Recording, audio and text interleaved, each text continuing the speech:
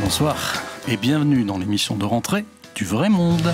Petite devinette, qui a rencontré une ribambelle de présidents de la République, mais a pourtant refusé d'avoir la Légion d'honneur? Qui a sa statue sur une côte brésilienne, comme Ava Gardner a la sienne sur une côte espagnole? Qui a fait bafouiller John Lennon pendant tout un repas? Qui a rencontré le pape alors qu'en 1958, à l'exposition universelle de Bruxelles, elle représentait le mal? Vous cherchez encore? Écoutez sa voix. De toute façon, maintenant, un film, c'est une entreprise de groupe. Je ne pense plus maintenant qu'on aille voir un acteur spécialement, ou si cet acteur est mauvais dans le film est mauvais de toute façon. Les acteurs doivent être mis en valeur dans un bon film, une bonne histoire, un bon metteur en scène. Pour ça, un acteur, ça veut rien dire, tout seul. Bonsoir François Bagnot. Bonsoir Pierre Gafier. Approchez-vous un petit peu plus près du micro. Comment allez-vous? Moi, je me plains pas. Je vieillis comme tout le monde. Quelle est la première fois que vous avez entendu cette voix, celle de Brigitte Bardot, pour la première fois, mais en face de vous, pas sur un écran de cinéma ou à la télévision? Ah, en face de moi? Oui, quelle est la première? Ah, je m'en souviens très bien. C'était en avril 1976. J'avais entendu dire que Brigitte Bardot allait manifester contre le massacre des bébés phoques rue Bayard à Paris, devant l'ambassade de Norvège. Et j'y suis allé. Et là, j'ai eu la chance qu'il y ait eu une bousculade dans cette manifestation. Et j'ai rattrapé Brigitte Bardot dans mes bras pour l'empêcher de tomber. Et là, j'ai pu lui parler quelques secondes, quelques minutes.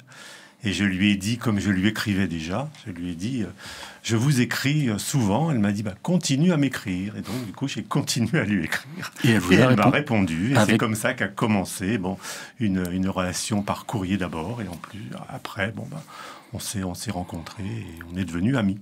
Donc vous la connaissez très bien. Vous avez publié plusieurs livres sur elle. J'ai collaboré, j'ai fait le calcul exprès pour vous. J'ai collaboré à ce jour à 27 livres sur Brigitte Bardot. Collaboration, supervision, coécriture parfois. Alors aujourd'hui, c'est l'anniversaire de Brigitte Bardot. Elle a 90 ans. 90 ans, oui. Et votre livre, Inoubliable bébé, est sorti il y a quelques jours. Il est coécrit par Alain Vaudrasca. C'est Alain qui a écrit, parce que c'est un biographe que j'aime beaucoup. Et à chaque fois qu'il écrit sur Brigitte Bardot ou sur Serge Gainsbourg, il me demande de collaborer, de superviser. Nous avons donc fait un travail à deux. Et j'ai demandé à Brigitte si elle était d'accord pour légender la plupart des photos de ce livre. Et par amitié, elle a dit « tout à fait ». Et elle a pris, je crois, beaucoup de plaisir à légender des photos dont certaines, elle ne se souvenait pas du tout. Alors, je me souviens au tout début de La Vérité, le film de Clouzot. Quand elle rentre dans le prétoire, il y a un membre de la partie adverse, c'est-à-dire celui qui veut la condamner, qui dit « Ouh là là, cette femme, elle est difficile à enlaidir ». J'aime beaucoup cette phrase. Elle est difficile à enlaidir. Oui. Visiblement... C'était la partie adverse qui disait « On va avoir sûr. Du mal à... » Elle est trop belle. Mais je rajoute qu'elle est donc impossible à oublier, puisque votre livre s'appelle « Inoubliable bébé ». On voulait un titre comme ça. L'éditeur voulait, comme les photos étaient commentées par Brigitte Bardot, il voulait mettre plutôt bébé. Et puis on a cherché. Il y avait déjà eu d'autres titres avec bébé. Donc on a trouvé Inoubliable bébé. Parce que c'est vrai qu'à mon avis, je lui ai dit souvent, tu resteras longtemps dans la mémoire collective. Alors, un petit rappel, sa carrière cinéma a commencé en 1952 avec Le Trou Normand de Jean Boyer. Avec Bourvil. Qu'elle considérait presque comme un trou artistique, ce film. C'est-à-dire que c'était le premier film, c'est la première fois qu'elle se confrontait avec une équipe de cinéma. Et ce qu'elle en a conclu, c'est qu'on passait son temps à attendre, on se faisait maquiller, le maquillage n'était pas toujours réussi. Comme vous, juste avant l'émission. Hein. Voilà, non, mais moi... moi, je peux attendre. Je ne suis pas du tout une vedette. Donc, elle n'a pas gardé un très bon souvenir de ce film, et puis elle ne se plaisait pas dans ce film. Mais avec le recul, c'est le premier film de Brigitte Bardot. Et le dernier, 1973, l'histoire très bonne et très joyeuse de Colline Autre-Chemise. Ça fait 21 ans, on va dire, sous les feux de la rampe. C'est 2 fois la carrière des Beatles. Dans les 2 cas, c'est assez météorique. Okay. Alors, 20 ans, c'est beaucoup. C'est beaucoup, mais en même carrière d'acteur. Alors, je vous propose de faire une émission. Alors, il y aura plusieurs parties. Il y a une comédienne qui va venir tout à l'heure, une comédienne chanteuse qui va donner son regard sur Brigitte Bardot. Et Mathilde Bisson sera là, puisqu'elle a joué Brigitte Bardot sur scène. Je l'ai rencontrée. Et il y aura une autre petite surprise. Mais je vous propose aussi que cette émission soit un peu impressionniste. C'est-à-dire qu'on ne va pas parler forcément de tous ces films de manière chronologique. On va faire ça de manière un peu surréaliste à partir d'extraits qui la concernent. Écoutez ce premier extrait. Ce soir, j'ai 90 ans. Allez, vous fêtez ça. C'est Robert Hossein qui, dans le repos du guerrier, dit « J'ai 90 ans ». Je ne m'en rappelle pas de cette réplique. Et alors qu'il n'en a que 35, donc le film de Vadim. À quoi ressemble concrètement l'anniversaire de Bardot aujourd'hui, 28? Qu'est-ce qu'elle fait à votre avis? Qu'est-ce qu'elle va faire chez elle? Elle va rester, à mon avis, elle va être très sollicitée. Elle est très sollicitée déjà pour ses autres anniversaires, pour faire aller au restaurant. Mais je pense qu'elle va faire comme les autres anniversaires. Parce que moi, elle m'a dit, de toute façon, cet anniversaire, c'est un jour comme un autre. Elle aime de moins en moins célébrer ses anniversaires. Et tous les derniers anniversaires, dont le dernier auquel j'ai participé il y a quelques années, c'est à la Madrague, dans la petite salle à manger de la cuisine. Et en petit comité, avec son mari, évidemment, son secrétaire, Franck, et puis peut-être son gardien, 2-3 personnes peut-être autour d'elle à ce moment-là. Mais ça sera... Pour l'instant, c'est pas prévu que ça soit une grande fête ce soir-là. De vous à moi, oui. Lors du dernier anniversaire auquel vous avez assisté, quel est le cadeau que vous lui avez apporté? Vous vous en souvenez? Alors moi, je me souviens plus. Je sais que j'amène toujours du champagne, mais je n'ai pas fait ce jour-là. Je ne fais pas de cadeau précis ce jour-là parce qu'elle en reçoit tellement que mon cadeau il est noyé dans les centaines de cadeaux. Donc les cadeaux, ils sont toujours après. Alors, petite précision, en fin d'émission, nous écouterons via Mathilde Bisson les réponses que Brigitte Bardot a envoyées à 30 questions que vous lui avez transmises de ma part il y a quelques jours. Voilà. Alors, deuxième extrait qui va nous permettre de parler de son enfance. Moi aussi, ma mère m'avait mis en nourrice à la campagne. Elle t'aimait pas, ta mère? Pas trop.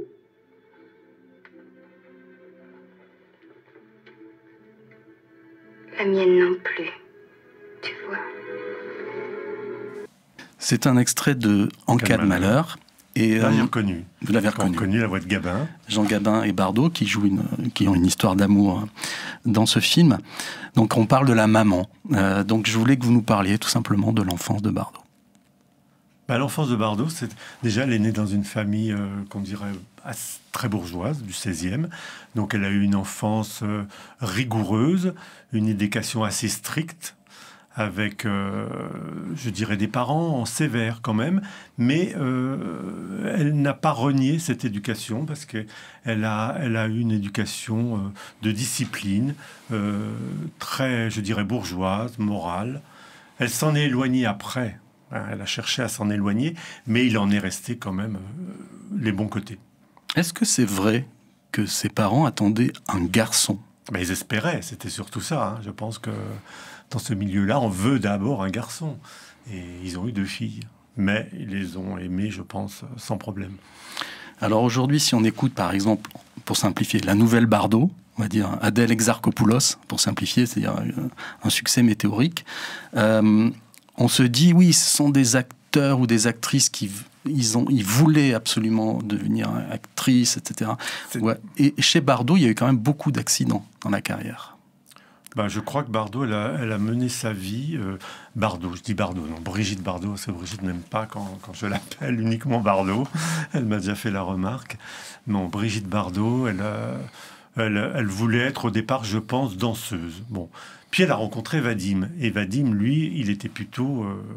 il voulait être assistant. Il était assistant de réalisateur, il voulait être réalisateur. Et il voulait faire tourner sa femme. Donc, elle a fait du cinéma, vraiment, je pense, par hasard. Comme beaucoup de choses se sont présentées à elle, qu'elle a acceptées ou qu'elle a refusées. Mais elle a vécu sa vie, moi je dirais à l'instinct, comme ça venait. Pour en revenir à ses parents, il y a un petit détail quand même qui a attiré mon attention dans le livre. Oui. C'est que son papa filmait en Super 8. Donc il y a un rapport déjà à l'image. Ça montre bien, à l'époque, filmer sa famille, c'était je pense, réservé à une certaine classe sociale. Et il avait une caméra. Les caméras, c'était même pas du Super 8, c'était des caméras en 8 mètres, je crois. Et il filmait, ce qui fait qu'on a Brigitte Bardot depuis toute petite, vraiment bébé, jusqu'à ce qu'elle tourne son premier film. S'il faut, ça a joué sur son désir de se montrer, le fait de voir une caméra dans le giron familial. Je sais pas, je me rends pas compte, on n'en a jamais parlé. Ça pourrait, c'était naturel d'être filmé par son papa. Et c'est vrai que ça donne des jolis films, parce qu'on reconnaît et on retrouve la moue de Brigitte Bardot quand elle est toute jeune. On la reconnaît beaucoup. Il y a des femmes dont on dit méchamment qu'elles sont des potiches, j'ai horreur à cette expression, mais il y a aussi des femmes qui casse des potiches. Oui. C'est le cas de Brigitte Bardot. Racontez-nous cette anecdote. C'est une anecdote qui est très très connue, qu'elle a racontée dans ses mémoires. En fait, un jour, avec sa sœur Mijanou, elle jouait dans le salon. Et sur une table, sur une des jolies tables des parents, il y avait une potiche chinoise ou anglaise, je ne me souviens plus. Et en jouant, elles l'ont cassée. Quand les parents se sont aperçus qu'elles l'ont cassée, non seulement elles se sont fait énormément disputer, mais les parents ont dit aux deux gamines, vous êtes chez nous, vous n'êtes pas chez vous, vous êtes comme des étrangères, vous êtes chez vos parents, et comme des étrangers, vous nous vous voirez. Et à partir de là, Brigitte et Mijanou ont vouvoyé leurs parents. Quand Brigitte a été adulte, la maman... Brigitte Bardot. Non, mais je peux dire Brigitte. Quand même, je peux dire Brigitte ou Brigitte Bardot. Mais Bardot, c'est plus réservé aux cinéphiles et elle aime pas trop que les gens qui la connaissent bien l'appellent comme ça. Sa maman lui a dit, maintenant, le temps a passé, on pourrait se tutoyer.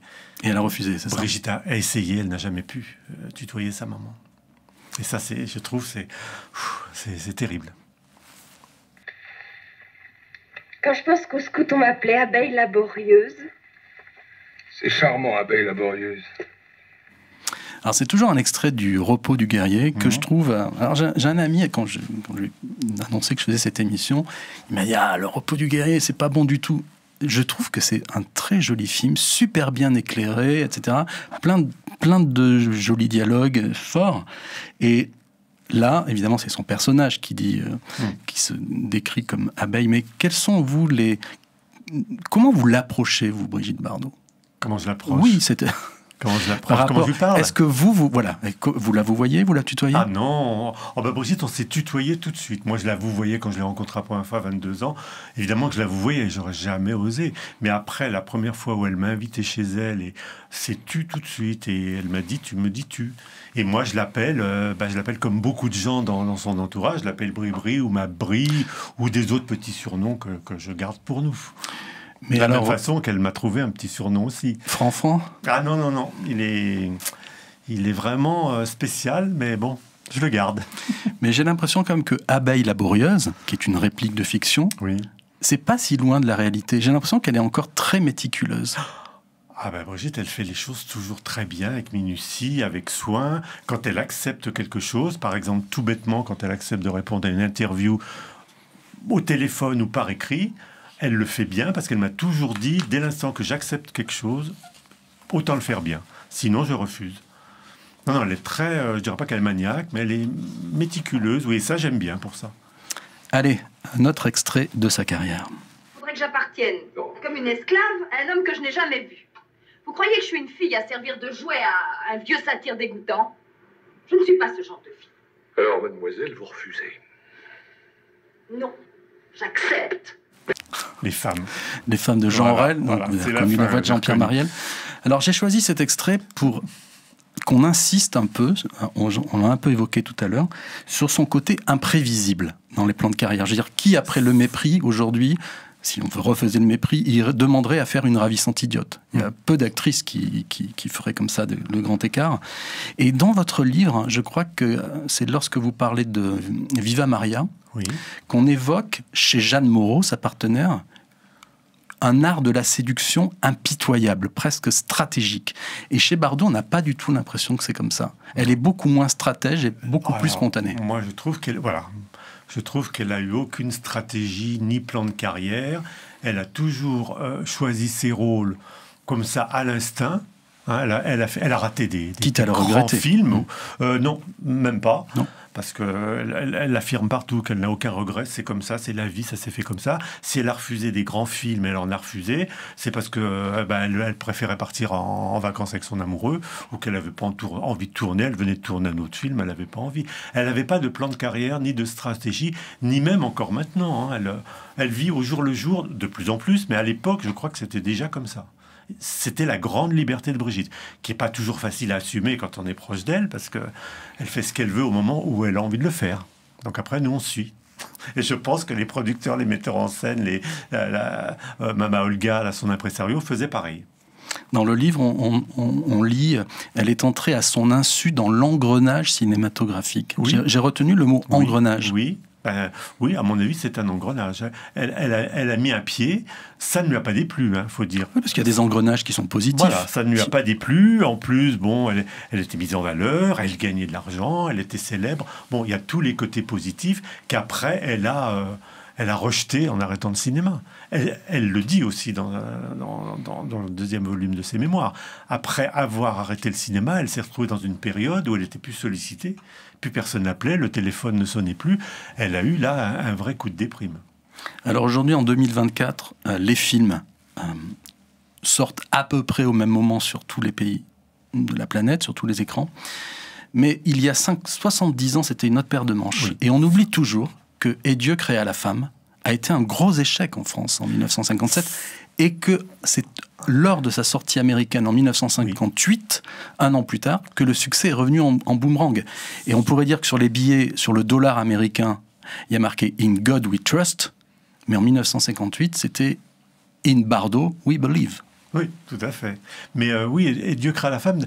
Vous savez que l'année 56, justement, avec tous ces retards, vous dites qu'il y a des retards de diffusion. Elle avait tourné des films en 54, notamment en Italie. Il se trouve, et je l'ai vérifié là il n'y a pas longtemps, qu'en 56, il est sorti exactement 8 films, dont le dernier, en novembre, c'était « Et Dieu créa la femme ». Et ces films, les films de Brigitte Bardot avant Et Dieu créa la femme, marchaient. Elle avait des jolis petits rôles ou des grands rôles, ou des rôles secondaires, mais elle n'était pas encore la star qu'elle est devenue. Et c'est vraiment le coup de boomerang de retour des États-Unis qui a déclenché le phénomène Bardot, le phénomène bébé. Et ça, c'est assez exceptionnel que ce soit les Américains qui nous ont renvoyé la bombe bébé. Alors l'anecdote qu'on lit dans votre livre, donc Inoubliable bébé, elle a fait un petit rôle face à Kirk Douglas, et Kirk Douglas voulait l'amener aux États-Unis, et visiblement c'est sa femme qui mourait de jalousie à l'idée que Bardot soit un peu trop près de son mari. C'est vrai ça ? Ça, effectivement, cette anecdote, je ne m'en souviens plus. Je sais que Kirk Douglas, effectivement, avait compris qu'il y avait une actrice peu commune, là, qui pouvait faire quelque chose aux USA. De toute façon, elle a été sollicitée très tôt pour les USA, et elle a toujours refusé d'y aller. Elle a toujours refusé d'y aller. Elle prétextait qu'elle ne voulait pas... Parce qu'aux USA, c'était des contrats de plusieurs années. Il ne s'agissait pas d'aller tourner juste un film comme ça. Il fallait s'engager sur plusieurs années, sur plusieurs films. Et elle ne voulait pas quitter la France, de toute façon. Et après, elle disait aussi que, vu qu'ils avaient tué les Rosenberg, il était hors de question qu'elle aille dans un pays qui avait osé exécuter les Rosenberg. Alors, deuxième extrait du film Les Femmes. Finalement, vous allez épouser laquelle ? Et aucune. Elles sont liées. J'ai aimé l'une à cause de l'autre et aurais aimé l'autre à cause de l'une. Choisir entre elles, ce serait un crime. Il vous en faudrait une troisième. Je l'ai. Pourquoi ? Parce que je ne vous aime pas. Mais moi non plus, je ne t'aime pas. J'ai du goût pour toi. C'est délicieux. Ce que vous voulez, c'est que je vous aide. Les hommes sont comme ça maintenant. Si on les écoutait, il faudra les aider. Je déteste me rendre utile. Oui, mais ça, c'est le personnage. Bien sûr. Ce qui m'intéresse dans ces extraits, c'est ce qu'ils disent en filigrane. Et justement, Brigitte Bardot, n'a jamais aimé être utilisée. La grande différence, finalement, entre Ava Gardner et Brigitte Bardot, c'est qu'Ava Gardner, elle était dépendante d'un studio pour plusieurs années. C'est ce que je disais, oui, dans les studios américains, on avait des contrats. Donc, Brigitte Bardot, on ne pouvait pas l'utiliser comme on vient de l'entendre dans l'extrait. Et d'ailleurs, même son impresario lui a proposé des rôles où elle savait que ça allait être vraiment un grand rôle. Brigitte savait dire non. Olga s'arrachait les cheveux, mais bon, Brigitte disait non. Vous avez regardé la série télé qui lui a été consacrée Alors la série télé, bon, on va dire ce qu'il en est. La série télé, moi, en tant qu'admirateur et proche de Brigitte, je l'ai regardée, bien sûr, je l'ai regardée intégralement, mais j'ai pas retrouvé la Brigitte que je connaissais. J'ai pas retrouvé les expressions, j'ai pas retrouvé la grâce, la légèreté et surtout la voix. Et c'est ce qui a été reproché, je pense, dans les critiques. C'est ce qui a été reproché à cette série. Et Brigitte, elle a regardé le premier épisode et après, elle a éteint sa télé. Parce qu'elle ne voulait pas, de toute façon, de son vivant, se voir à l'écran. Bon. J'ai quand même retrouvé un commentaire de Christopher Thompson, oui. Donc petit-fils de Gérard Houry, qui a dit, quoi qu'on pense de la série télé, il faut bien garder en tête, je le cite, que Brigitte Bardot a été la première influenceuse.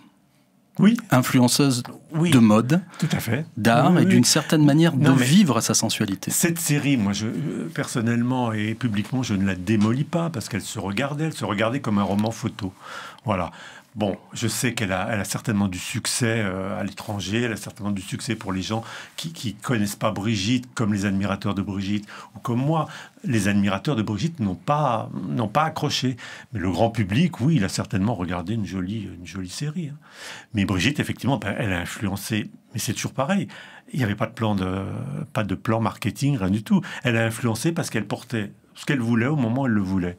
Donc elle a créé des modes sans le vouloir. Elle n'a pas dit, tiens, je vais me mettre un bandeau, ça va créer une mode. Non, elle avait envie d'un bandeau. Moi, je l'ai vu dans les années 90 se prendre une robe gitane pour sortir, pour aller danser chez Coville, à Montfort-l'Amaury, en disant, tiens, je vais prendre une robe gitane. Il n'y avait pas de plan de dire, oh, ça va faire le buzz et tout. Non, c'est des mots qu'elle n'a jamais connus, ça. Non, elle a été influenceuse, effectivement, vous avez raison, le mot est juste, avant l'heure et contre son gré, comme ça. Et quand je disais tout à l'heure que le monde s'est adapté à Brigitte Bardot, dans votre livre, il y a 2 citations très intéressantes de Truffaut.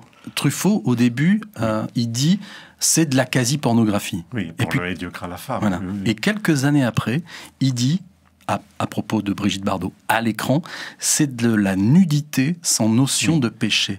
Et moi, j'ai trouvé ça fou, cette façon qu'il a eu de penser en 56, et qu'après, il est revenu sur ses propos, quasiment. Mais oui, la nudité de Bardot, mais quand on voit... Vous voyez, quand je redeviens cinéphile, je redis Bardot. Mais bon, c'est comme ça. La nudité de Brigitte Bardot, à l'écran, elle n'a jamais été scandaleuse, moi, je trouve. À l'époque, peut-être, faudrait se remettre dans le contexte de l'époque, mais quand on regarde les films de Brigitte Bardot maintenant, c'est, comme elle dit elle-même, c'est la Bibliothèque rose. Alors, à propos de l'indépendance, du fait qu'elle faisait des choix vraiment comme son cœur le disait. J'ai retrouvé il y a quelques jours une citation de Susan Sarandon qui disait qu'en fait, pour une actrice, soit on utilisait sa carrière, soit c'est la carrière qui nous utilise. À partir d'un certain moment, on est prisonnier, parfois les gens très célèbres deviennent prisonniers de leur carrière. Oui. Et je voudrais que vous commentiez une photo qui est dans le livre, moi qui m'a presque fait pleurer. Elle est à la fois très jolie. Cette photo, donc page 58 pour les futurs lecteurs, où elle est à Londres, au Montreal Hotel. Cette photo, c'est moi qui l'ai fait mettre dans le livre. Il fallait, je vais vous expliquer, il fallait une double page. Et il fallait une photo qui puisse se mettre en double page, qu'on n'ait pas le visage de Brigitte au milieu de la page. J'avais trouvé celle-là parce que je trouvais... J'ai eu du mal à imposer à l'éditeur parce que l'éditeur n'était pas trop... du bon, il y a mieux comme photo, il y a des portraits. Mais j'ai dit non, mais là, c'est le summum de la star. Elle arrive dans un aéroport pour aller tourner Babette s'en va en guerre. Elle s'assoit, elle est dans un hôtel. Bon, elle s'assoit sur une table et puis tous les photographes qui lui demandent de poser. Alors elle pose, elle joue la star. Ça, je pense que à la fois ça l'amusait, ça la faisait rigoler. Puis à la fois, à la fin, elle devait se dire, mais c'est une pression inimaginable. Voilà. Je sais qu'elle devait en avoir marre, mais quand elle faisait son métier entre guillemets. Elle savait qu'elle avait ce genre de choses à faire, comme quand elle était aux USA en 65. Elle savait qu'il fallait faire des conférences de presse, qu'il fallait se montrer, qu'il fallait jouer la star. Elle le faisait. Mais quand elle rentrait chez elle, je pense qu'elle en avait marre. Moi, ça ne m'étonne pas que depuis 50 ans, sa mission soit de libérer les animaux de leur cage. Parce que là, si on oublie son sourire, si on oublie le miroir, si on oublie le décorum, elle est en cage. Ah ben là, elle est complètement cernée. Elle est cernée, elle sait qu'elle ne pourra échapper aux photographes qu'en répondant à leurs demandes, c'est-à-dire asseyez-vous, posez, oui, contre le miroir. Moi, j'ai déjà assisté comme ça à 1 ou 2 séances comme ça dans les années 90. Les photographes, ils disent Brigitte à droite, à gauche, oui, sourire, lève la tête. Bon, elle fait. Elle a toujours su poser, mais à la fin, elle en avait marre. Et je pense que là, ça faisait partie de son métier. Voilà, c'était les inconvénients du métier. François Bagnaud, je vous présente Christine Gray. On ne se connaissait pas, mais on a fait connaissance avant l'émission. C'était très sympathique. On a parlé de Brigitte Bardot et de ses films. Christine Gray est comédienne et chanteuse, et je tenais absolument à avoir le regard d'une très jeune génération sur ce que dégage pour vous Brigitte Bardot. Alors je vous ai orienté sur 3 films. Comment vous réagissez, Christine Gray, à l'impact de Brigitte Bardot aujourd'hui en 2024? Alors moi, je me suis rafraîchi la mémoire avec ces 3 films que vous m'avez envoyés. Si je peux commencer par En cas de malheur, le film de 58 de Claude Autant-Lara. Elle joue vraiment un personnage extrêmement complexe et nuancé dans le rôle de Yvette Maudet, une femme qui est à la fois vulnérable et provocante. Et on voit qu'elle a une forte capacité à exprimer des émotions très contrastées, passant de l'insouciance à la détresse. Et elle démontre vraiment une maîtrise de l'art dramatique qui nous inspire en tant que comédien à explorer des personnages multifacettes. On voit vraiment une femme libre et authentique. Et elle a un charisme naturel extrêmement fort, en fait. Donc, par exemple, dans la scène dans l'appartement où elle joue toute seule, elle parvient à exprimer une profonde solitude. Elle montre un vrai sentiment de désespoir sans même exprimer un seul mot. Ses mouvements sont lents. Son regard vide exprime ce que les dialogues pourront pas exprimer, en fait. Et je pense que c'est ce jeu vraiment minimaliste qu'elle montre. Ça montre qu'elle a une présence physique et une expression non verbale très très forte. Sa capacité de montrer ses nuances subtiles et d'exprimer la complicité de ses émotions est incroyable, en fait. Donc j'ai aussi regardé La Vérité, comme vous savez, le film de 1960 de Henri-Georges Clouzot. Et dans La Vérité, elle a un impact très inspirant sur moi. Elle montre non seulement la puissance de la subtilité et la vulnérabilité à l'écran, mais elle montre aussi qu'elle transcède en fait les stéréotypes et qu'elle a la capacité, en tant que femme, à se réinventer dans chaque rôle. Elle m'a frappée vraiment avec sa capacité à exprimer une vulnérabilité très forte, tout en restant une femme forte dans son rôle. Elle est très authentique dans son émotion, que ce soit dans une émotion douloureuse ou joyeuse, et elle a vraiment une capacité à nous captiver en tant que public. C'est le rôle le plus difficile, je crois, de sa carrière. C'est le rôle où elle s'est le plus donnée. Elle est vraiment sortie assez meurtrie de ce rôle. On comprend pourquoi, parce que vraiment, là, par exemple, la scène de l'interrogatoire... C'est du tribunal, oui. Oui. C'est une scène extrêmement intense où, pourtant, elle n'a pas vraiment la capacité de bouger. Elle reste immobile, pratiquement. On parle actuellement de l'horrible crime de la soumission chimique d'une femme par son mari. Mais Clouzot, visiblement, a mis un somnifère alors que c'est terrible. Non, mais ça, c'est quand elle s'en est aperçue, quand on lui a dit après, elle était catastrophée, elle était choquée. Et effectivement, pour faire... C'est la scène, je crois, il lui a mis un somnifère quand elle devait jouer la scène où elle mourait, où elle s'était tailladé les veines. Et il utilisait ça, mais ça serait, à notre époque, ça ferait un scandale pas possible. Et Clouzot, de toute façon, était réputé pour apparemment maltraiter ses interprètes. Ils se sont giflés mutuellement. Mais c'est ce que raconte Brigitte dans ses mémoires. Ils se sont giflés mutuellement parce que lui l'a giflé pour la faire pleurer dans une scène et elle lui a retourné la baffe parce que on la giflait pas ni dans la vie ni sur un plateau. Vous n'avez d'ailleurs jamais essayé, François. Non, jamais essayé. J'aurais pas osé gifler Brigitte Bardot, mais gifler une amie déjà, non, c'est inconcevable. Je plaisantais. J'espère. Alors on redonne la parole à la jeunesse, Christine. Justement, en parlant de cette scène-là, c'est sa dernière scène du film. peut-être grâce aux somnifères ou à cause des somnifères plutôt. On voit encore une lenteur, là, une expression corporelle qu'elle a. Vraiment, elle sait utiliser son langage corporel pour exprimer des émotions très très fortes. Moi, je trouve que on a souvent dit à tort qu'elle n'a pas été tout le temps une bonne comédienne. Moi, je trouve que dans ce film, elle l'a démontré, mais dans En cas de malheur également. Oui. Quand elle était bien dirigée, et elle aimait être bien dirigée parce qu'elle savait que ça risquait de donner un grand film. Bon, il y a d'autres films où elle se laissait aller parce qu'elle voyait que le metteur en scène, elle a laissé faire un peu ce qu'elle voulait. Parce qu'on laissait aussi Brigitte Bardot jouer Brigitte Bardot dans certains films. C'est ce que reprochait Alain Delon aussi à certains réalisateurs, c'est d'avoir tellement peur de lui oui, qu'il n'osait plus diriger. Voilà, oui, j'ai vu ça là récemment quand Alain Delon est mort. Il le disait lui-même, quand je suis dirigé par un bon vrai metteur en scène, j'obéis, je fais ce qu'il demande. Puis il y a d'autres metteurs en scène. Bon, pour Brigitte Bardot, c'était pareil. Il y a des metteurs en scène, je pense, qui étaient affolés un peu, qui étaient dépassés par le personnage qu'ils devaient diriger.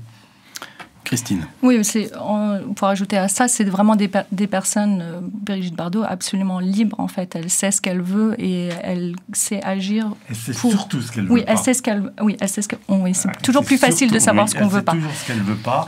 Après, la question du choix, c'est plus difficile des fois pour Brigitte. En tout cas, elle a une vérité émotionnelle dans ses performances. Alors, je vais finir par L'ours et la poupée, le film de Michel Deville de 1970. Sa comédie préférée. Voilà, et elle est absolument unique ici, et on voit qu'elle a pu inspirer beaucoup d'actrices parce qu'elle joue à la fois une femme forte, libre, indépendante, tout en restant plein de charme et de légèreté. Et elle joue une femme moderne, cultivée, en jouant le rôle de Félicia, avec un brin d'excentricité.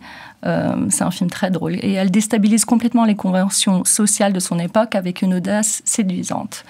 Je vais donner comme exemple la rencontre avec Gaspard, le musicien, dans la rue, joué par Jean-Pierre Cassel, et où elle est très directe et sans gêne, et qui fait contraste avec la réserve du musicien que joue Cassel. Et là, elle fait preuve d'une assurance incroyable et un mélange de nonchalance et de détermination. Et dans ce film, moi je n'ai pas connu vraiment amicalement Brigitte à cette époque-là. Moi, je l'ai connue dans les années 80, fin des années 80. Mais quand je vois L'ours et la poupée, je reconnais bien Brigitte. Je me suis dit, c'est comme ça qu'elle devait être dans la vie. Voilà, encore une fois, là, on voit qu'elle va à l'encontre des normes sociales, à la Brigitte Bardot. Elle a une audace et une prise de pouvoir qui sont au cœur de son personnage. C'est encore une preuve qu'elle peut jouer des personnages très complexes avec une touche de légèreté et de défi. Elle explore la féminité à sa façon. Mais là, je trouve, encore dans les 3 films que vous avez cités, notamment dans L'ours et la poupée, qu'elle est capable d'interpréter, de composer un personnage, avec, bien sûr, le côté Brigitte Bardot, pimpant, joyeuse et tout. Mais moi, je trouve que dans beaucoup de films, c'est une très bonne comédienne, n'en déplaise à ses détracteurs. Dans votre livre, il y a une citation d'un journaliste de l'époque, dans les années 60, qui disait « Non seulement c'est la plus belle et la plus charmante, et il dit, mais c'est aussi la plus intelligente. » Ah, mais je suis tout à fait d'accord avec lui, et je le dis... j'ai toujours trouvé Brigitte absolument pas idiote, ni ravissante idiote. Christine, pour finir. Pour finir, je suis absolument d'accord. Belle, intelligente et absolument fascinante. Fascinante, oui. Merci beaucoup, Christine Gray. Et on continue notre périple avant d'accueillir Mathilde Bisson, notre petite chronique un peu surréaliste avec un extrait de Paparazzi. Ça ne m'intéresse pas de faire des photos comme ça de Brigitte Bardot. Le soir, après le travail, nous sommes obligés de repartir avec la Vespa à la recherche de Brigitte Bardot. Le matin, encore fatigué, il faut se lever très vite. On doit rester à notre poste d'observation toute la journée, soleil ou tempête. Nous sommes obligés de manger un sandwich et juste au même moment, voilà le Bardot qui s'en va.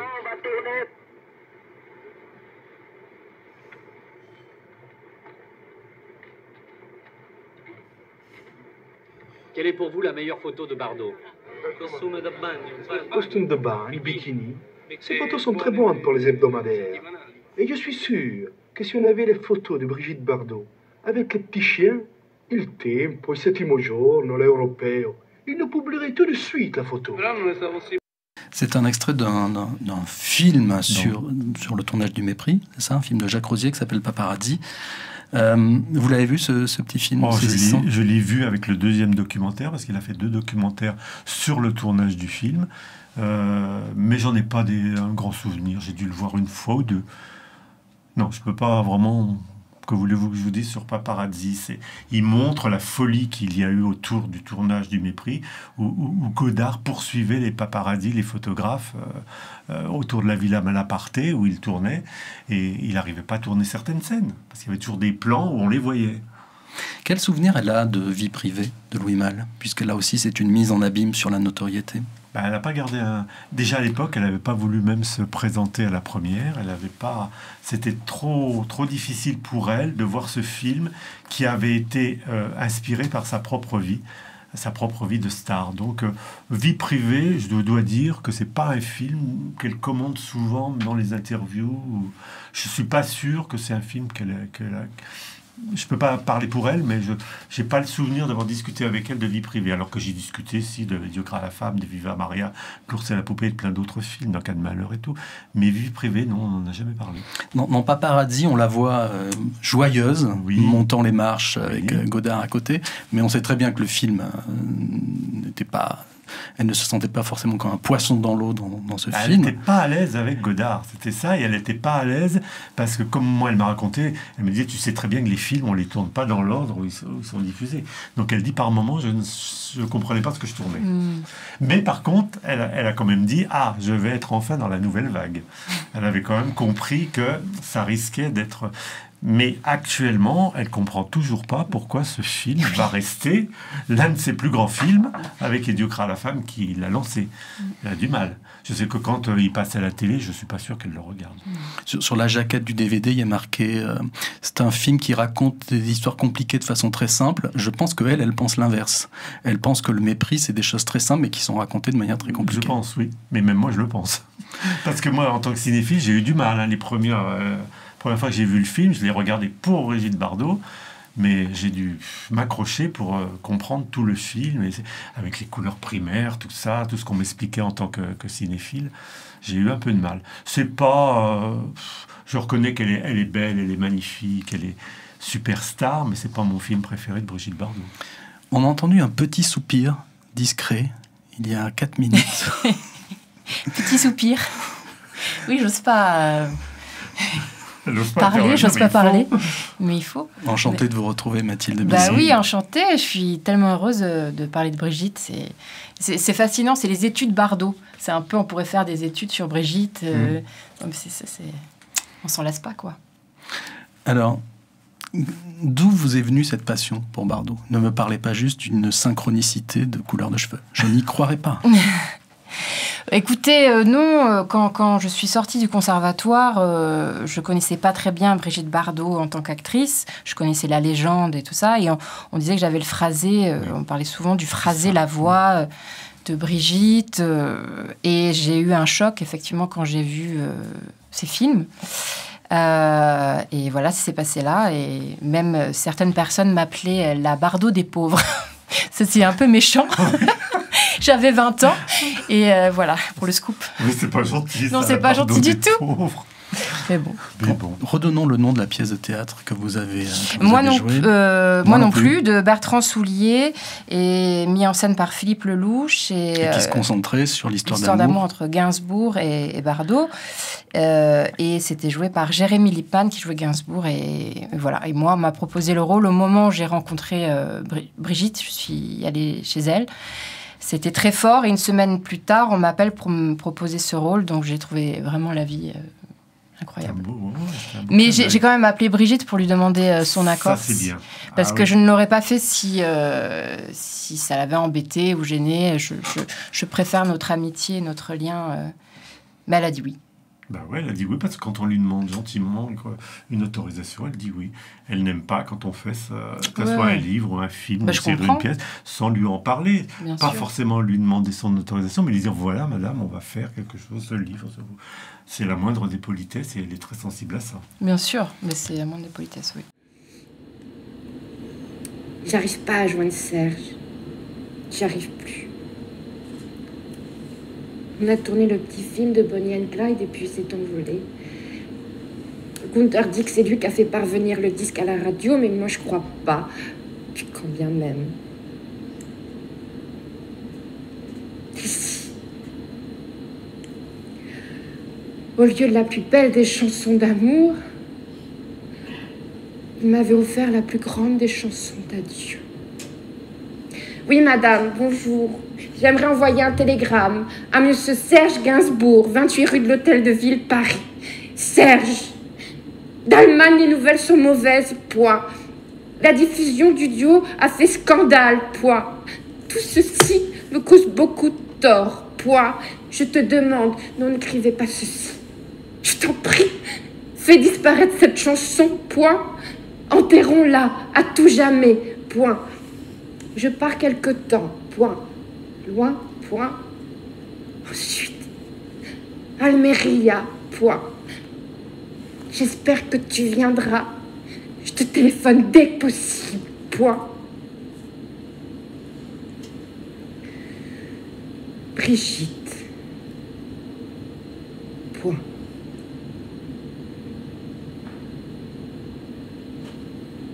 Mathilde Bisson, vous avez grandi dans un univers de comédiens, dans la famille. Est-ce que dans votre famille, il y a des gens qui vous ont obligé à porter un vase rempli d'eau sur la tête pour garantir votre maintien?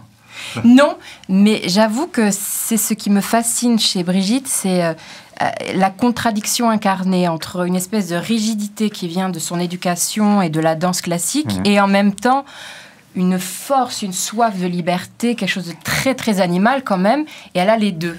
C'est toujours une insolence polie. C'est allez bien vous faire foutre, mais vous êtes bien sur Fréquence Protestante. Pardon, excusez-moi.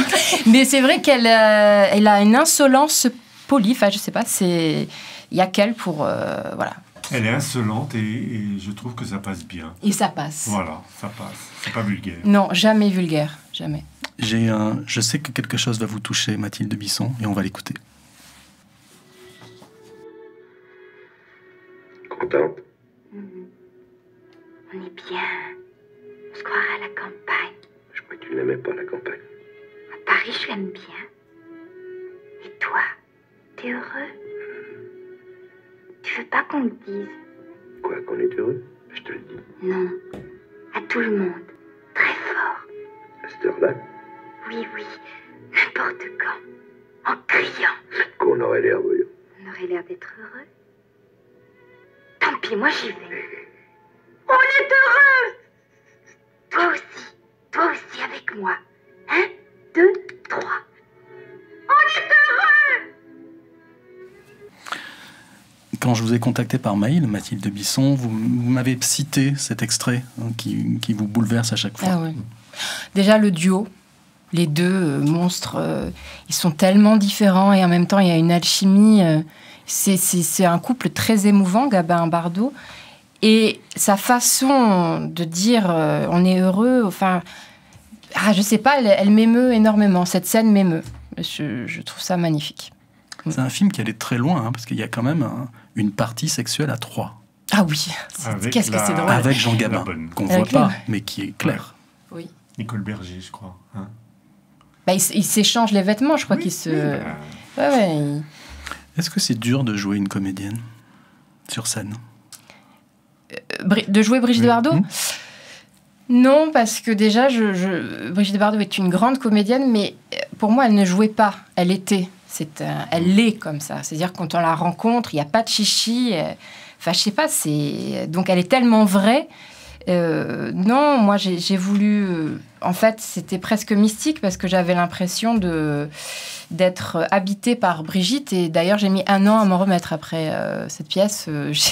J'ai mis 1 an, vraiment. Ça a été très dur émotionnellement à la quitter. Enfin, c'était très bizarre, quoi.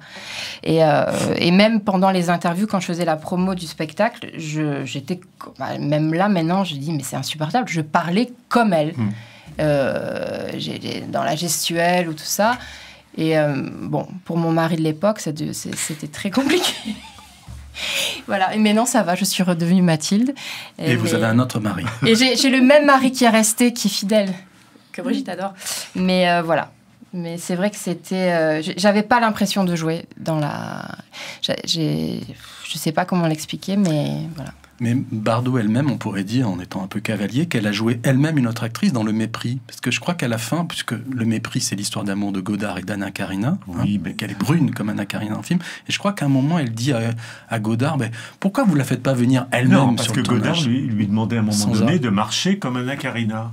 Oui. Et elle s'est énervée, elle a dit, allez chercher Anna Karina. Hein. Oui. Il y avait la démarche de Bardot, il a dit marcher comme Anna Karina. C'était drôle quand même.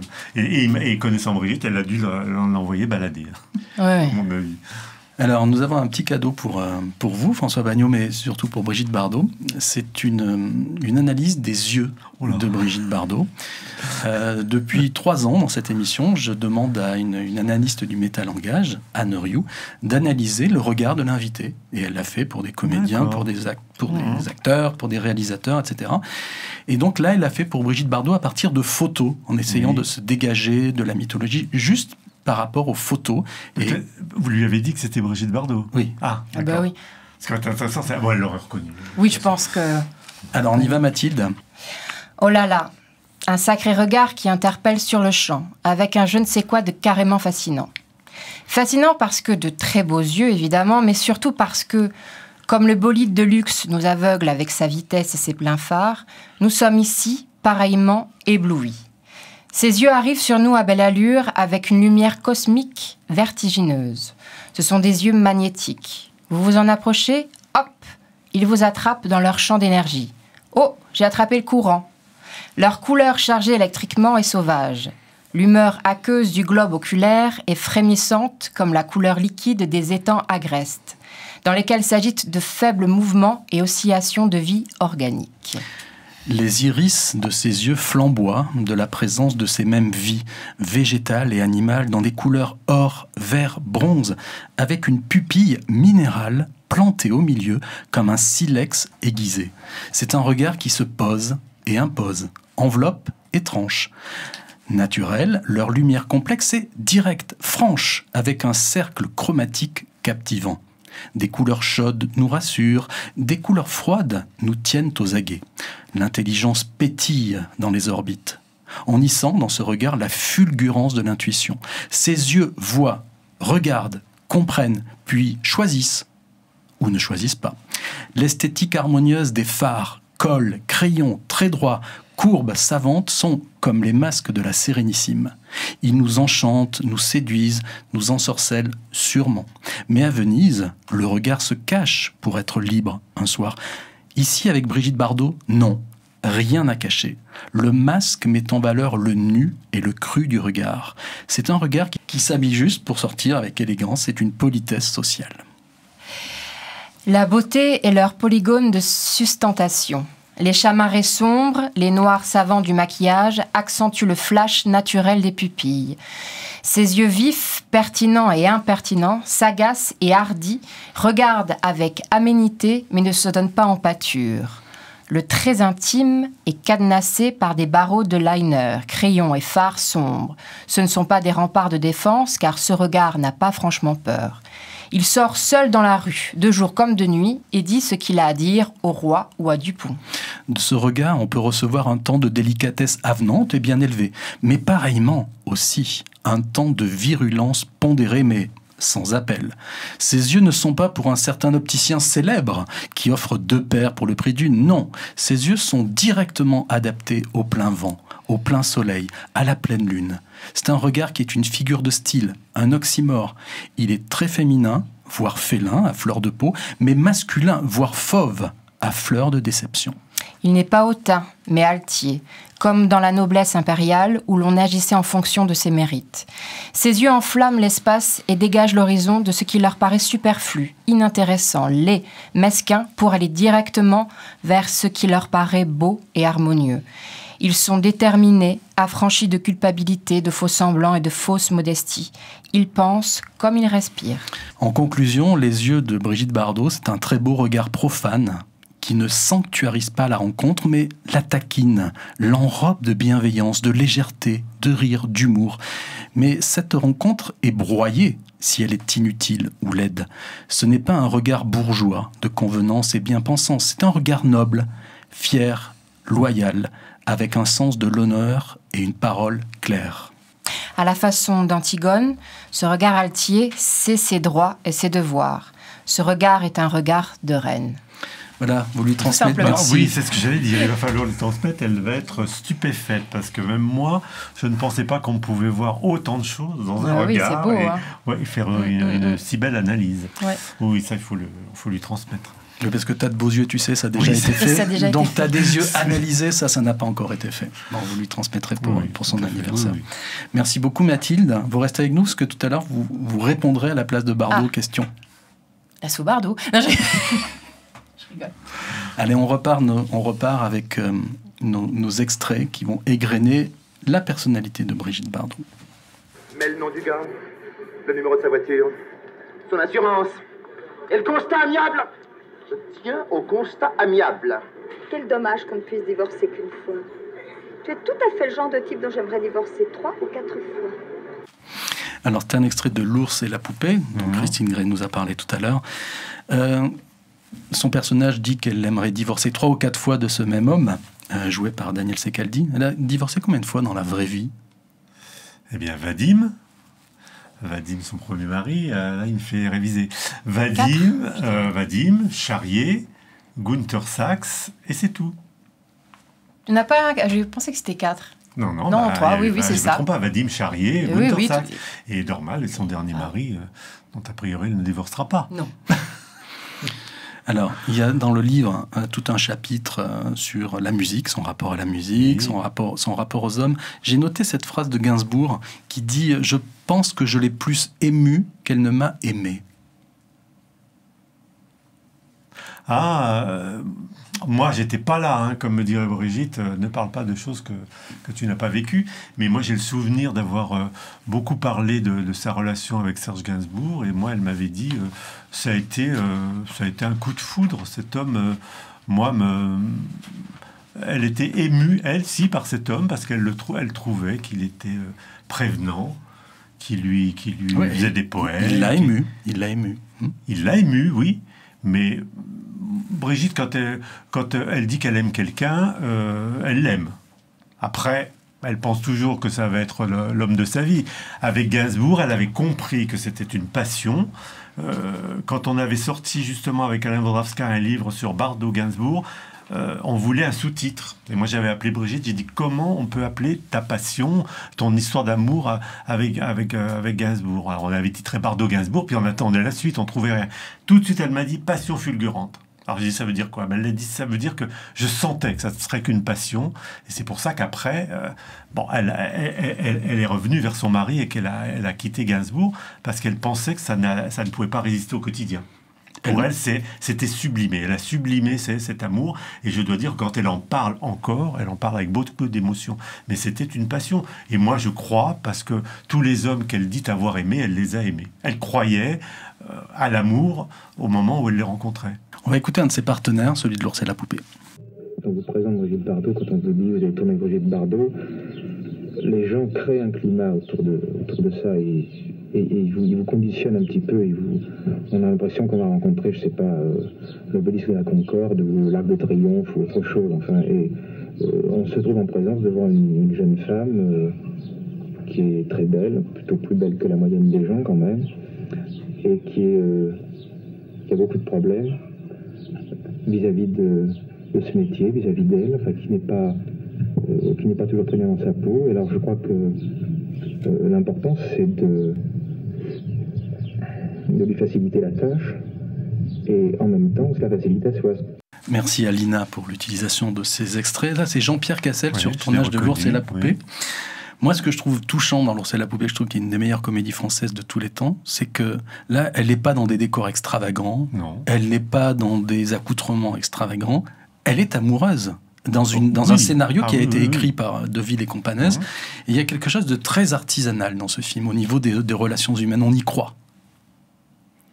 Oui, c'est un film d'ailleurs qu'elle a adoré tourner, parce qu'il y avait c'était très joyeux dans l'équipe, elle était très bien entourée. Elle s'est beaucoup amusée à tourner ce film et elle aimait tourner des comédies comme ça. Elle aimait qu'on l'emploie un peu dans des comédies. Et je sais qu'elle a un bon souvenir de ce film. Et moi, je trouve que dans ce film, elle est à la fois une grande comédienne, une belle comédienne, qu'elle est quand même star, parce qu'il y a quand même des tenues en cuissarde et tout. Elle est quand même... Et c'est vrai qu'il a raison quand il dit les partenaires, quand il devait jouer avec Brigitte Bardot, je pense qu'il devait se dire oh là là, on joue avec Brigitte Bardot, ça va pas être ça. Complètement à tort, parce que quand ils arrivaient après sur le tournage, ils s'apercevaient que c'était une femme, une fille tout à fait naturelle. Mais dans la vraie vie, c'est pareil. Hein. Moi, j'ai vu quand j'étais près d'elle dans les années 90, des électriciens, des plombiers pas arriver à faire leur réparation parce qu'ils étaient chez Brigitte Bardot et qu'ils étaient intimidés. Elle intimide encore maintenant beaucoup les gens. Alors que quand, Mathilde peut le dire, quand on est en face d'elle, elle vous met à l'aise tout de suite. Et d'ailleurs, les journalistes qui l'ont rencontrée, moi j'ai lu plein d'interviews dans Match, dans Gala et tout, mais ils étaient aussi impressionnés. Et quand ils étaient avec elle, elle sait les mettre à l'aise, elle sait mettre à l'aise les gens tout de suite, parce qu'elle sait qu'elle impressionne. Elle en est consciente de ça. Si on scanne les amoureux qu'elle a sur grand écran, je suis quand même frappé par 2 différences d'âge, c'est-à-dire Gabin et Ventura dans Boulevard du Rhône. Parce que c'était. Vous pensez que c'est une recherche du père? Oh non, parce que de toute façon, c'est pas elle qui a choisi ses partenaires. Oui, non, je sais, mais c'est quand même de la part des producteurs, je trouve que c'est assez... Et ce qui est beau dans L'Ours et la Poupée, justement, c'est qu'ils ont le même âge que celle et elle. Mais dans quel malheur, il fallait que l'avocat, quand même, soit beaucoup plus âgé. Sinon, l'histoire n'était pas crédible. Bon, Ventura, c'était un marin, quand même. C'est un baroudeur, donc il ne pouvait pas non plus peut-être avoir son âge. Mais les couples fonctionnaient bien. Hein.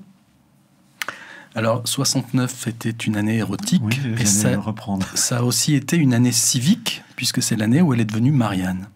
Pour les mairies. Oui, ça a été présenté après, en 70, mais effectivement, le buste date de cette année-là. Et pour embrayer rapidement sur son amour et sa défense des animaux, écoutez ce petit extrait. À table. Non, j'ai pas faim. Il faut manger. Qu'est-ce que c'est? Oh non, pas de viande.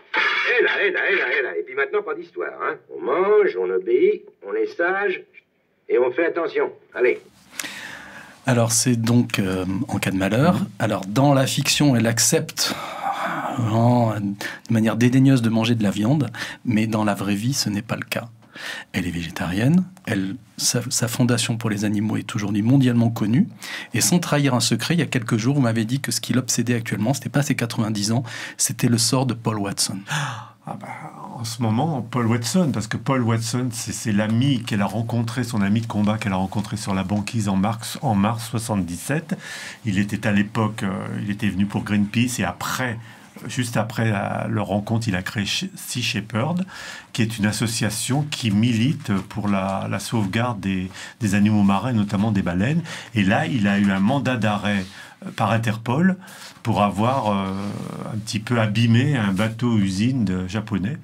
Et là, pour l'instant, il est en prison au Groenland en attente d'une éventuelle extradition vers le Japon. Et Brigitte remue ciel et terre, fait des pétitions, des interviews dans tous les sens pour essayer de sauver son ami. Et on saura dans quelques jours si finalement il est extradé ou pas, ce qui serait un drame parce qu'au Japon, les peines de prison ne sont pas les mêmes que les nôtres.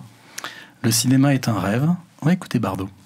Tu sais, quelquefois on rêve, on voudrait se réveiller, on ne peut pas.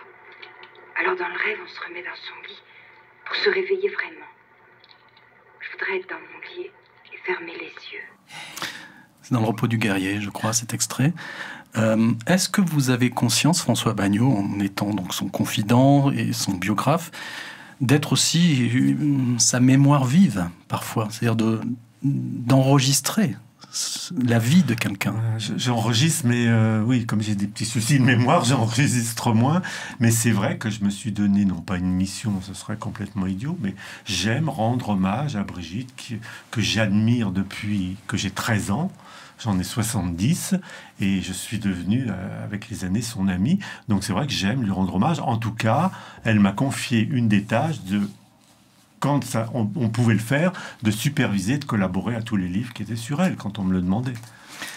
Alors, l'émission s'achève dans quelques minutes. On va écouter maintenant les 30 réponses de Brigitte Bardot, grâce à vous, François Bagnot. 30 questions que je lui ai posées de manière spontanée, en essayant de ne pas parler de la carrière, mais plutôt de la femme, oui. Et vous avez dû voir à la fin du questionnaire qu'elle a trouvé vos questions vraiment très belles. Et elle vous a mis d'ailleurs un petit mot, ce qui est rare. Vous êtes jaloux? Pas du tout. Moi, j'ai aucune jalousie. Alors, merci. Brigitte Bardot n'appartient à personne. Voilà, à personne. Alors, je plaisantais, bien sûr. Alors, Mathilde Bisson, vous acceptez le jeu de répondre aux questions? Bien sûr. Ok. Et vous pouvez prendre la voix que vous voulez.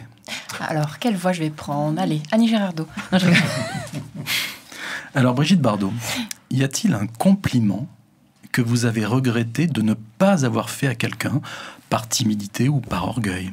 J'ai toujours dit ce que je pensais à ceux qui le méritaient, surtout si ça me touche. Brigitte Bardot, y a-t-il un rêve que vous avez fait, adolescente ou adulte, et dont vous vous souvenez encore tant d'années après? Les vieux rêves passent, les cauchemars restent. Quelle est votre définition de la beauté? L'harmonie, la grâce et l'élégance.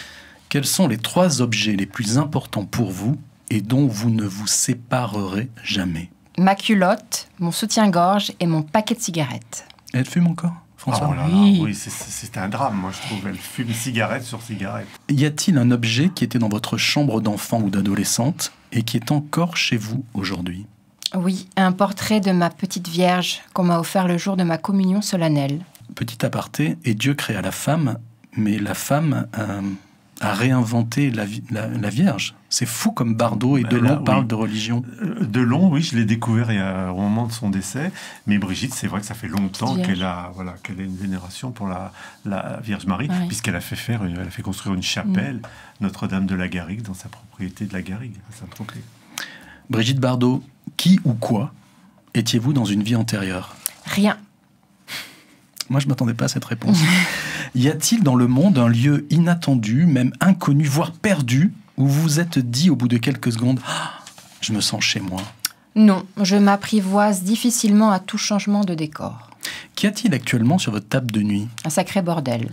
Un téléphone, une radio, plein de livres, une photo de ma chienne Nana, un miroir, 2 photos de mes chiens disparus, un réveil, un ours en peluche, mes médicaments, une lime à ongles, un stylo et 2 ratons laveurs pour finir comme Prévert. En quoi Michel Rocard était-il un homme politique différent des autres? Parce qu'il répondait à mes courriers. Y a-t-il une chanson ou une musique que vous aimez fredonner? Non, je ne fredonne pas, mais j'aimerais entendre fredonner plutôt que rouspéter. Rudyard Kipling a écrit en 1910 un poème « Tu seras un homme, mon fils », où il passait en revue les éléments importants pour être un homme. Si vous deviez faire la même chose pour une femme, quels éléments, conseils, expériences lui donneriez-vous? Je serais bien incapable de conseiller. Chacun doit faire son expérience par lui-même. Êtes-vous déjà allé vous confesser dans un confessionnal? Oui, il y a longtemps. Quels sont les 2 traits principaux de la personnalité de votre mère que vous avez toujours aujourd'hui et de votre père? Maman m'a légué son acuité à voir les choses, sa détermination, son goût pour la beauté, l'harmonie, sa rapidité d'esprit, son sens de la répartie, la profondeur de ses sentiments. Papa m'a transmis son sens de l'humour, son talent d'écriture, son élégance, son pouvoir de séduction et son côté rigolo. Si vous aviez une carte bleue illimitée, quel tableau de maître aimeriez-vous acheter pour mettre dans votre chambre? La naissance de Vénus de Botticelli. Avec le recul, pensez-vous qu'un élément déterminant aurait pu vous faire continuer le cinéma ou le reprendre après 1973? Non, jamais. Que pensez-vous de cette remarque de l'acteur Kevin Costner? Je comprends pourquoi on me paye autant. La moitié, c'est pour mon travail, et l'autre moitié, c'est pour me faire oublier que je n'aurai plus jamais de vie privée. Cette phrase de Costner est unique et tellement vraie, c'est génial. Quel plat aimez-vous cuisiner à vos amis? Un plat végétarien, bien sûr, avec la zingara, par exemple. Miam, miam. Avez-vous déjà sauvé quelqu'un d'une dépression, voire pire, par vos mots, au téléphone ou dans une conversation tête-à-tête? Oh oui, ça m'est arrivé assez souvent et j'en suis fière. Quand je lis mon courrier et que je ressens une détresse profonde qui m'est confiée, car on n'a personne d'autre à qui demander de l'aide, je réponds en urgence car je ressens le drame. J'y mets tout mon cœur, toute ma tendresse, toute ma force. Je reste présente pour les jours suivants, je prends des nouvelles. Je suis l'épaule qui console la solitude du désespoir de l'absence. Qu'est-ce qui surprendrait le plus les gens sur votre mode de vie au quotidien aujourd'hui? Avez-vous un petit rituel ou une petite manie amusante? Ah non, je n'ai rien de particulièrement rigolo. Si la République française décidait d'être représentée par un homme et non plus par Marianne, quel homme vivant suggéreriez-vous pour cette incarnation? Il ne manquerait plus que ça. Une Marianne drag queen. Quel talent auriez-vous aimé avoir? C'est le pouvoir qui me manque, le pouvoir de répandre un peu de sagesse dans le monde actuel qui en a grand besoin. Vous avez un point commun avec Saint-Augustin et Alain Delon. Vous avez fièrement endossé une vie de désir, de grande liberté sensuelle, avant de célébrer la spiritualité religieuse et notamment la figure de la Vierge Marie. Est-ce que vous considérez ce trajet de l'éros à la transcendance comme les deux faces d'une même pièce? Je pense que tout concorde et que l'esprit de jouissance de la vie n'est pas incompatible avec la croyance religieuse. Je l'ai toujours eu une grande ferveur pour ma petite Vierge qui m'a beaucoup protégée dans la vie. Si je suis encore là, c'est grâce à elle. Est-ce que vous vous souvenez encore d'un de vos professeurs ou instituteurs qui vous a marqué? Oui, j'ai un souvenir précis de mes études au cours Atmer où Monsieur Kervel, notre prof de latin, m'avait humilié en m'envoyant avec 2 élèves au fond de la classe en nous traitant de trio de gourdes. Est-ce qu'il vous est déjà arrivé, lors de votre carrière au cinéma, dans un train ou dans un avion, de ne pas être reconnu? Et est-ce que vous en avez profité pour avoir une discussion qui ne soit pas faussée par votre célébrité? Ah non, on m'a toujours reconnu, mais avec discrétion et gentillesse, ce qui m'a permis un jour où je voyageais seule en avion et terrorisée par le décollage, de m'accrocher au bras de mon voisin, très surpris par cette familiarité, mais qui a compris mon angoisse et m'a gentiment pris la main pour me rassurer. C'était charmant et imprévu. Marilyn Monroe chantait que le meilleur ami d'une femme, c'était un diamant. Quel est pour vous ce meilleur ami? Un toutou. Si vous pouviez résumer votre vie jusqu'à aujourd'hui en 3 adjectifs, quels seraient-ils? Espoir, doute et compassion. Quel est l'acteur avec lequel vous avez joué qui a ou avait la plus belle voix, indépendamment de son physique? Jean-Louis Trintignant. Beaucoup de comédiens ont atteint un plus haut degré de notoriété en incarnant un personnage historique. Pensons à Marion Cotillard pour Piaf, Pierre Ninet pour Saint-Laurent. Vous, si vous pouviez remonter dans le temps, quel est le personnage historique que vous auriez aimé incarner? Aucun spécialement, j'ai horreur des déguisements. Pourquoi n'avoir pas continué à faire du théâtre comme Mathilde Bisson? Oh là là. En 1953, j'ai joué l'invitation au château de Jean Anouilh, au théâtre de l'Atelier, ça m'a suffi. Avez-vous déjà parcouru de nombreux kilomètres uniquement pour vous recueillir sur la tombe de quelqu'un que vous admiriez? Quelqu'un que j'aimais, oui. Merci beaucoup Mathilde Bisson d'avoir incarné les réponses de Brigitte Bardot, et merci beaucoup à vous François Bagnaud pour être venu sur le plateau du Vrai Monde. C'est moi qui vous remercie. Votre livre Inoubliable bébé, qui est sorti il y a quelques jours, et je rappelle que c'est aujourd'hui qu'elle a 90 ans. Oui. Merci beaucoup. Je vous souhaite un bon anniversaire. À bientôt. À bientôt. À bientôt.